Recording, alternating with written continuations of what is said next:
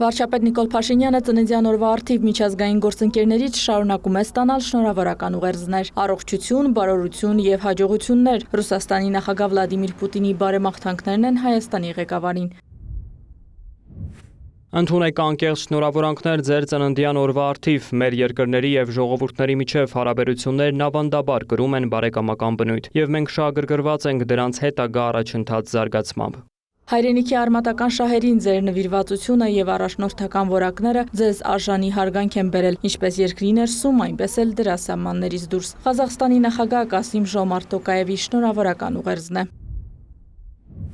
Օգտվելով առիթից հաջողություն եմ մաղթում ձեզ առաջիկա ընտրարշավում։ Այդ նպատակին հասնելու համար ձեր կողմից բոլոր պայմանները ստեղծված են։ Ձեր հեղինակությունը որպես սկզբունքային եւ կամային քաղաքական գործիչ բարձր է եւ անսասան հայ հասարակության մեջ։ Բարձր եմ գնահատում ձեր անձնական ներդրումը հայ-ղազախական հարաբերությունների ամրապնդման գործում միջպետական կապերը որակական նոր մակարդակի բարձրացնելու նպատակով։ Վարչապետի պաշտոնում ձեր հարուստ փորձն ու անձնուրաց աշխատանքը հաստատուն հիմք են Հայաստանի կայուն զարգացման, քաղաքացիների բարեկեցության բարձրացման եւ միջազգային ասպարեզում երկրի հեղինակության ամրապնդման համար։ Սա արդեն Ղազախստանի վարչապետ Օլժազ Բեկտենովի շնորհավորական ուղերձում ենք կարդում։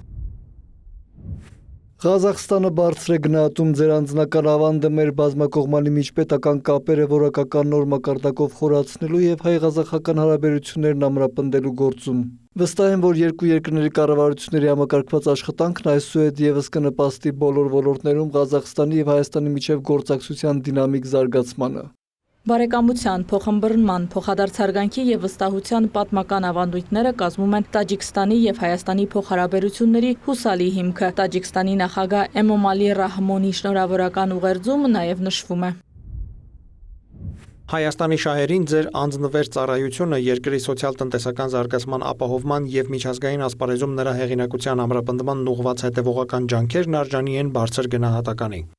Ուզբեկստանի նախագահը եւս իր շնորհավորական ուղերձում կարևորում է այս տարիների երկկողմ հարաբերությունների զարգացումը։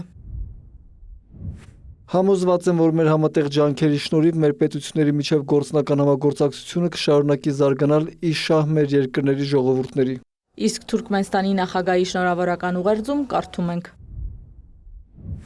Մաղթում եմ ձեզ քաջ առողջություն, երջանկություն եւ մեծ հաջողություններ ձեր պատասխանատու պետական գործունեության մեջ, իսկ Հայաստանի ժողովրդին խաղաղություն, առաջընթաց եւ բարգավաճում։ Իրինամ Կրչյան, լուրեր։